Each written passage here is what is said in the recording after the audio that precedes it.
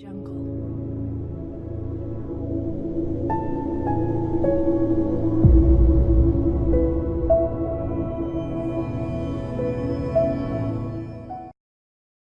Bismillahirrahmanirrahim. Assalamualaikum warahmatullahi wabarakatuh.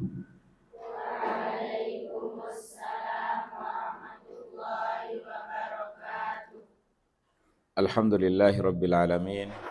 Wala aqibatu lil muttaqin. Wala udwana illa ala zalimin. Wa ashhadu an la ilaha illallah wahdahu la syarika lah. Wa ashhadu anna Muhammadan abduhu wa rasuluhu sallallahu alaihi wasallam. Allahumma salli wa sallim wa barik ala Sayyidina Muhammad wa ala ali Sayyidina Muhammad kama sallaita wa sallamta ala Sayyidina Ibrahim wa ala ali Sayyidina Ibrahim fil alamin innaka Hamidum Majid. Amma ba'd. Kita lanjutkan pada wasiat yang keempat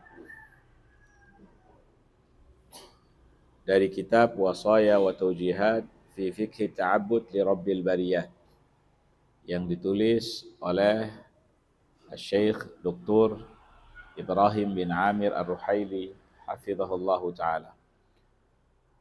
Qala al-muallif rahimahullah, berkata penyusun kitab ini, rabi'an, wasiat yang keempat. I'lam ayyuhal muslimul muwahhid.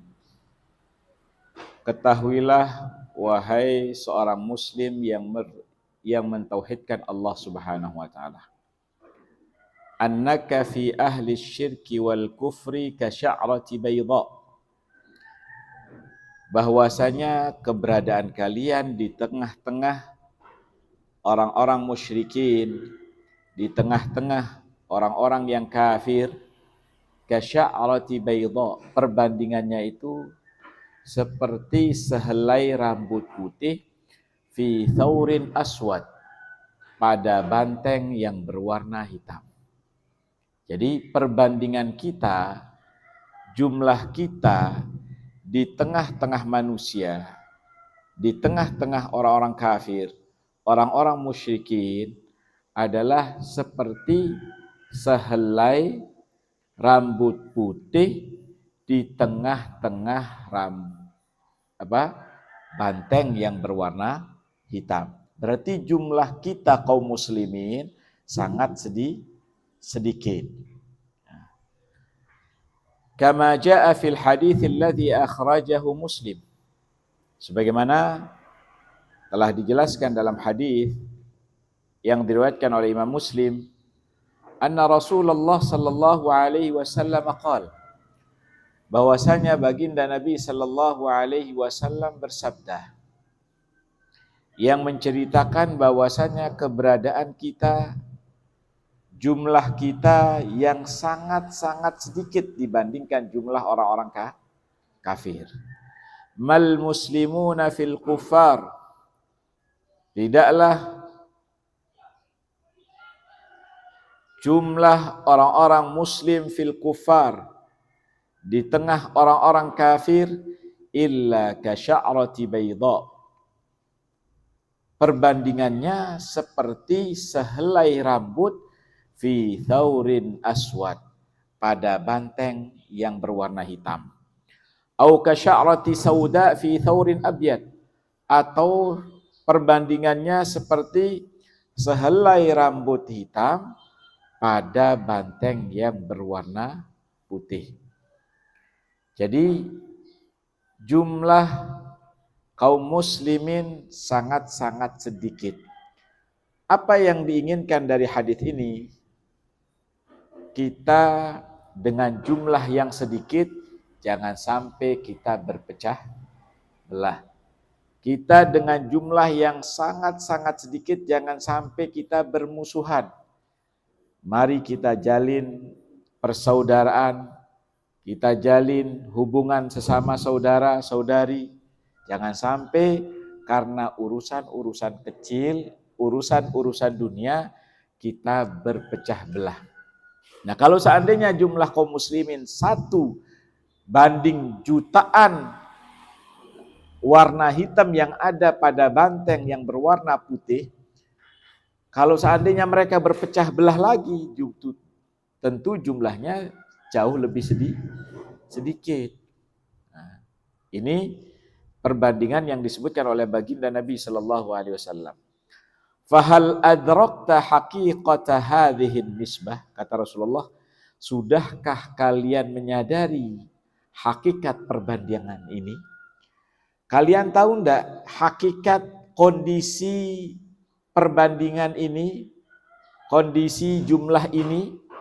Wahal sya'arta bihadhihi ni'mah, apakah kalian merasakan akan nikmat yang besar ini, bahwasanya Allah memilih kalian di antara sekian makhluk-makhluknya, bahwasanya kalian dipilih menjadi orang muslim yang berakidah Islam. Apakah kalian merasakan akan nikmat yang besar ini? Jadi jangan mengira bahwasanya kalian ditelantarkan oleh Allah Subhanahu wa taala. Nikmat yang paling besar yang Allah berikan kepada kita adalah nikmat Islam. Makanya selalu saya katakan, jangan pernah mengira bahwasanya Allah menelantarkan kita. Gara-gara apa? Karena kita tidak mendapatkan bagian kekayaan sebagaimana orang-orang kaya. Tidak mendapatkan harta sebagaimana orang kaya. Kalian telah diberikan kenikmatan yang sangat-sangat besar. Apa itu? Nikmat Islam. Nikmat iman. Kenapa? Dengan nikmat Islam dan iman ini Allah menyelamatkan kita dari kekal di alam di neraka, atau insya Allah terbebas dari siksa di alam kubur. Jadi ini kenikmatan. Kalau seandainya misalkan siap enggak kalian diberikan satu pesawat, puluhan mobil, kemudian diberikan puluhan rumah, kemudian tanah beberapa hektar, tapi siap enggak kalian dibakar 1 bulan di dalam api? Siap enggak? Jangan api neraka, di api dunia. Kamu saya kasih mobil, kamu saya kasih pesawat, kamu saya kasih rumah, apapun yang kamu inginkan, emas, perak, tanah dan seterusnya, apa yang kamu ingin. Tapi bersedia enggak kamu saya bakar di dunia ini di api yang begitu dahsyat, menyala, berkobar, besar selama 1 bulan? Mau enggak? Lebih memilih mana? Hidup sederhana tapi tidak dibakar, atau hidup mewah tapi dibakar 1 bulan? Jangan 1 bulan, 1 hari. Misalnya kita gosong. Paham? Kalaupun selesai kita dibakar, kita tidak akan menikmati apa yang kita dijanjikan, harta dan yang lainnya.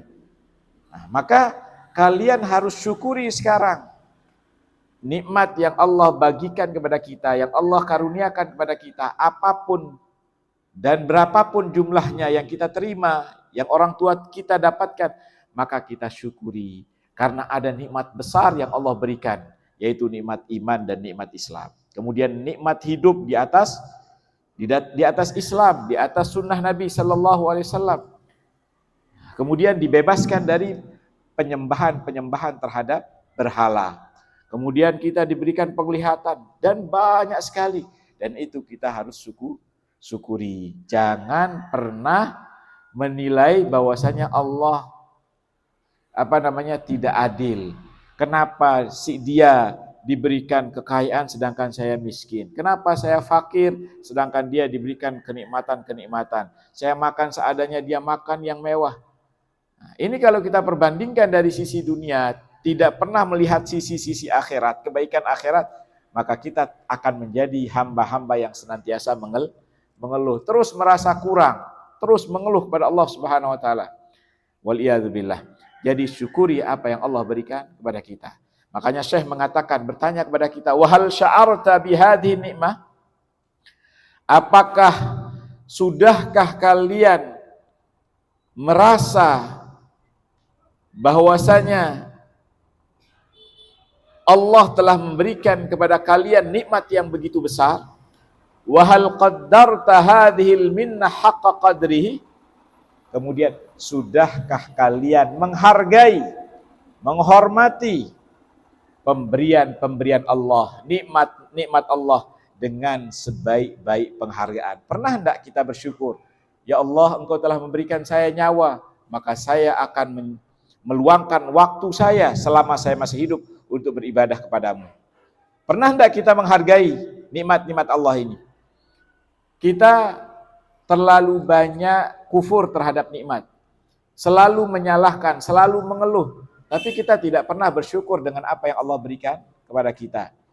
Makanya di sini Syekh mengatakan, wahal qaddarta hadhil minna haqqa qadri, sudahkah kalian menghargai karunia dan nikmat Allah dengan sebenar-benar penghargaan?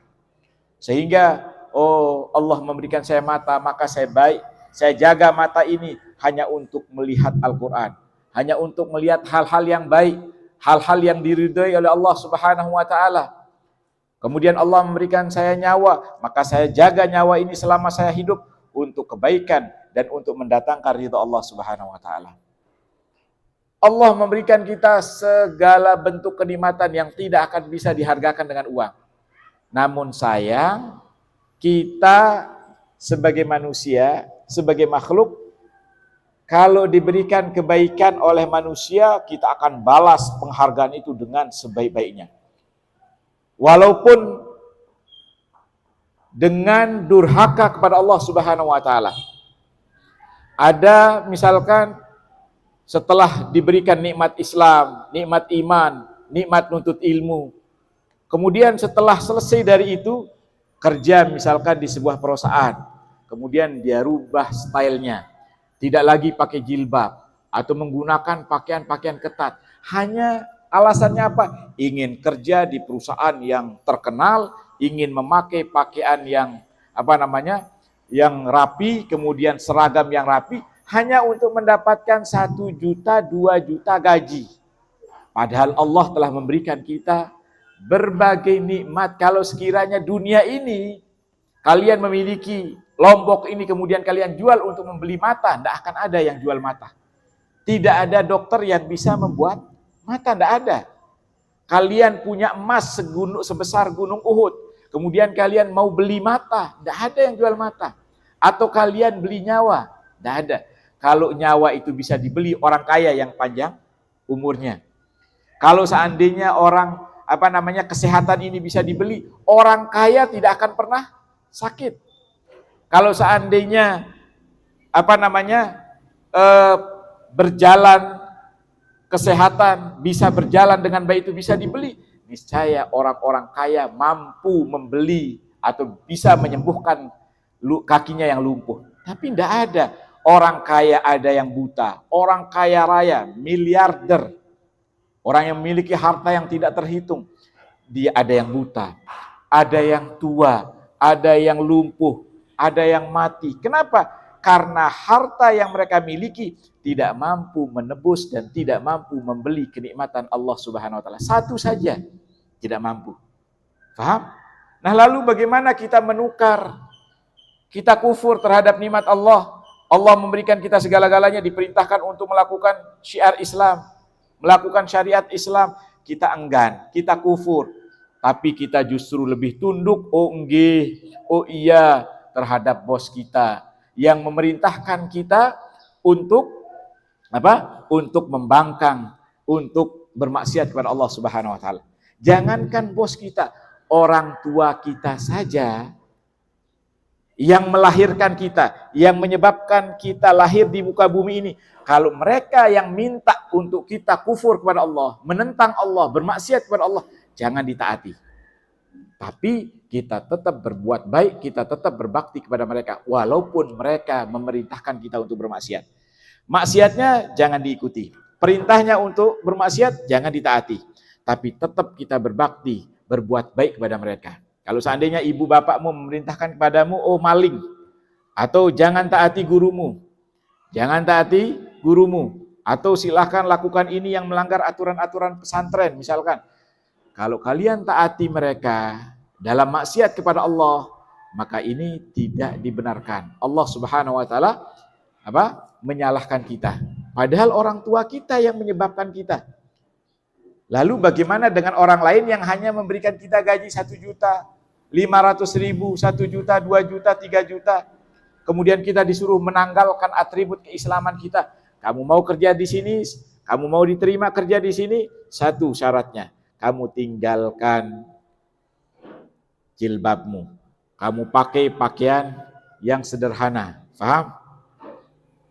Gaidah. Jadi jangan jangan menggunakan atribut-atribut Islam di sini. Di sini tempatnya semua agama. Jadi kalau kamu masuk di sini, silahkan tinggalkan. Barulah saya terima dan barulah kamu mendapatkan gaji. Kalau kita terima hal itu, lalu bagaimana dengan Allah Subhanahu wa taala? Dan Allah tidak akan pernah membuat kita lapar. Allah tidak akan pernah membuat kita kelaparan. Rizkimu ditanggung oleh Allah Subhanahu wa taala. Rizkimu yang tanggung itu bukan bosmu. Bukan tuanmu, bukan bosmu. Yang nanggung adalah Allah Subhanahu wa taala. Apa kata Allah? Ma min dabatin fil ardi illa 'ala Allah rizquha. Semua binatang yang melata di muka bumi ini, manusia, binatang, hewan, siapapun di muka bumi, yang menanggung rizkinya adalah Allah Subhanahu wa taala. Allah yang menanggung rizkimu. Jadi jangan takut kelaparan, takut miskin, takut tidak bisa begini, tidak bisa begitu.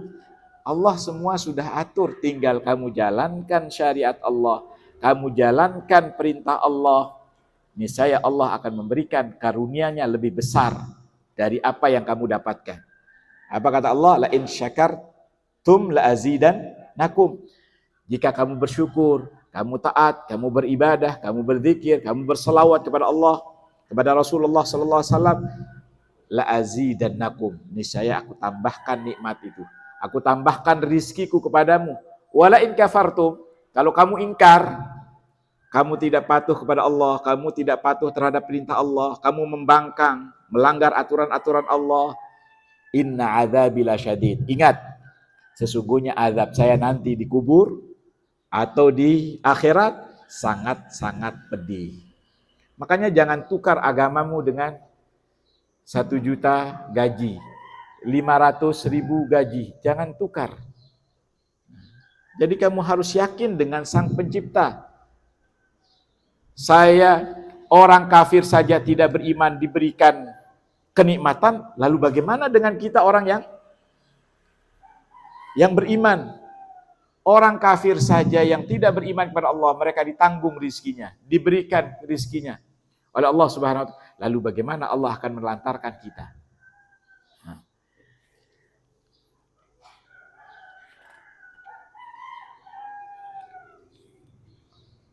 Kemudian qala al-muallif rahimahullah, thumma hal sa'alta nafsaka yauman. Kemudian pernah hendak kalian bertanya terhadap diri kalian sendiri? Jadi saya bertanya, mengatakan, pernah hendak kalian bertanya kepada diri kalian sendiri? Limastafaka lit-tauhid. Kenapa Allah memilihmu untuk mentauhidkan dan mengesahkan Allah Subhanahu wa taala, menjadikan kamu sebagai seorang muslim, menjadikan kamu sebagai seorang mukmin? Pernah enggak bertanya, kenapa Allah jadikan saya beribadah kepada Allah? Kenapa Allah menjadikan saya seperti ini? Menjadi seorang penuntut ilmu, menjadi seorang mukmin, menjadi seorang muslim. Pernah enggak bertanya? Muwahhidan, musliman muwahhidan, sebagai seorang muslim yang bertauhid kepada Allah. Shaiman musallian, sebagai seorang muslim yang berpuasa. Kemudian sebagai seorang muslim yang sholat. Dzakiran khasyian li rabbik, yang senantiasa berzikir dan khusyuk kepada Allah Subhanahu wa taala. Pernah enggak kita bertanya, kenapa Allah memilih saya termasuk orang-orang yang beriman, yang senantiasa sholat, yang senantiasa berpuasa, yang senantiasa berzikir kepada Allah, yang khusyuk kepada Allah, yang belajar, yang menuntut ilmu, yang senantiasa menghafal Al-Quran. Pernah enggak kita bertanya, kenapa Allah memilih kita? Ahuwa li syarafi nasabika. Apakah Allah memilih karena mulianya nasabmu? Apakah karena kalian dari keturunan yang baik? Apakah kalian dari keturunan yang mulia? Kalau kita lihat, oh saya bukan keturunan bangsawan, bukan keturunan raja-raja, Nah, coba kita lihat. Am li'idhami jahika, atau karena kalian memiliki pangkat dan kedudukan yang tinggi? Apakah kalian sebagai seorang nabi? Tidak. Kalau kita bertanya, am li farti dzakaika, atau Allah memilih saya menjadi seorang muslim, menjadi seorang yang beriman karena kecerdasan saya yang sangat-sangat tinggi. Oh, layak Allah memilih saya karena saya cerdas. Apakah seperti itu? Tidak. Banyak orang Islam yang jahil, yang tidak mengetahui. Ada yang biasa-biasa, tapi Allah memilihnya untuk menjadi seorang muslim yang bertauhid. Am li kathrati malika, atau karena kalian menjadi orang yang kaya raya. Allah memilih kalian menjadi orang muslim dan mukmin karena kalian kaya raya? Tidak juga. La wallahi, tidak demi Allah. Allah memilih kita menjadi seorang yang bertauhid, menjadi orang yang rajin berpuasa, rajin sholat, rajin berzikir, rajin nuntut ilmu. Bukan karena kita dari keturunan orang yang mulia, dari keturunan bangsawan, bukan karena kedudukan dan pangkat kita yang sangat tinggi, bukan karena kecerdasan kita yang tinggi, bukan karena kita banyak harta. Tidak, demi Allah. Walaysa hadza huwa sabab. Bukan ini sebabnya Allah memilih kita. Apa sebabnya? Fa innaka ta'lam min nafsika.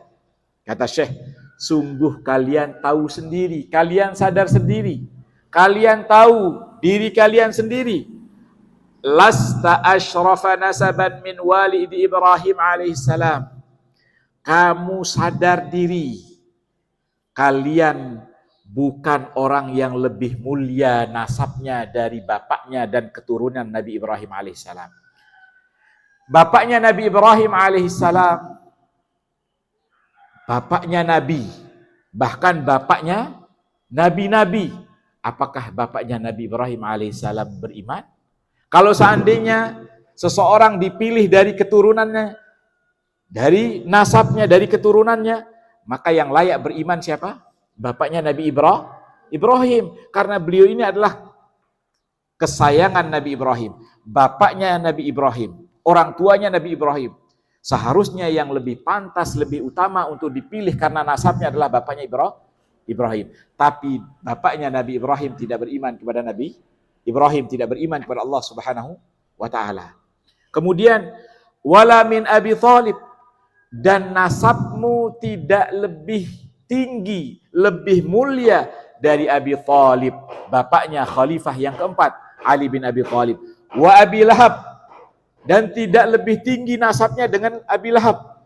Abi Lahab ini termasuk orang yang tinggi, orang Quraisy yang tinggi nasabnya. Tapi beliau mati dalam keadaan kufur kepada Allah Subhanahu wa taala, mati dalam keadaan kafir dan disiksa oleh Allah Subhanahu wa taala sebagaimana disebutkan dalam surat Al-Lahab, tabbat yada Abi Lahabin wa tab. Kemudian ammi nabiyina sallallahu alaihi wasallam, kedua-duanya adalah paman Nabi sallallahu alaihi wasallam. Abu Thalib dan Abi Lahab adalah paman Nabi sallallahu alaihi wasallam. Lah kalau seandainya kita dipilih menjadi seorang penuntut ilmu, dipilih menjadi seorang yang bertauhid, menjadi seorang yang muslim, menjadi seorang yang beriman, karena atas dasar keturunan, justru paman Nabi lebih berhak dari kita. Tapi mereka meninggal dalam kondisi, dalam keadaan tidak beriman kepada Nabi sallallahu alaihi wasallam. Wala min ibni Nuhin alaihi salam, tidak juga lebih mulia dari anaknya Nabi Nuh alaihi salam.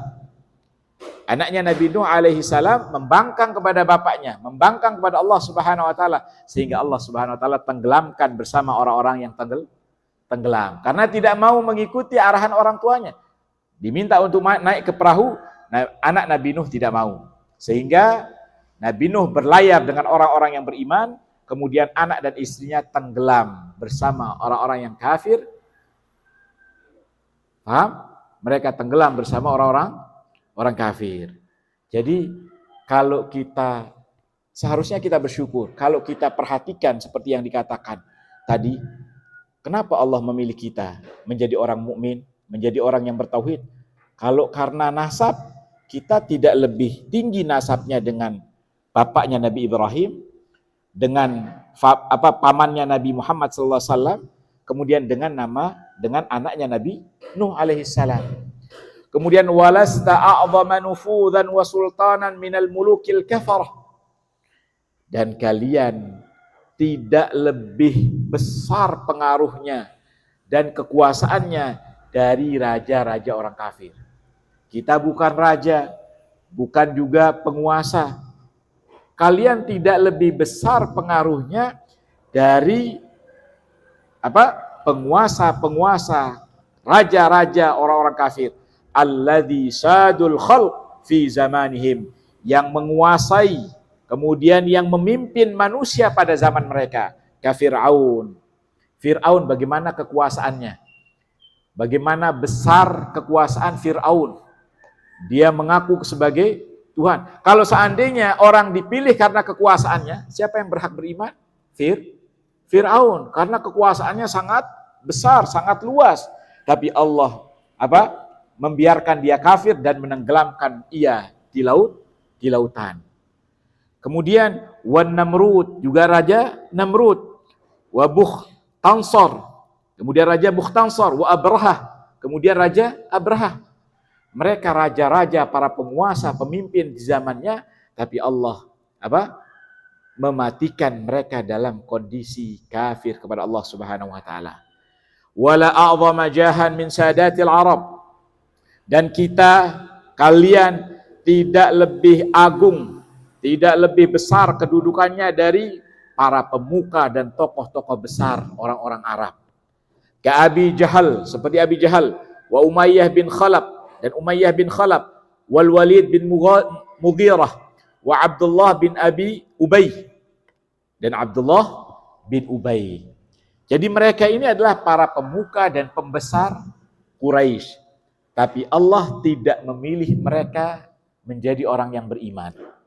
Makanya kalau kita berkaca, jangan kita kepedean, oh Allah sayang kepada saya karena saya begini, karena saya cerdas, karena saya dari keluarga baik. Enggak.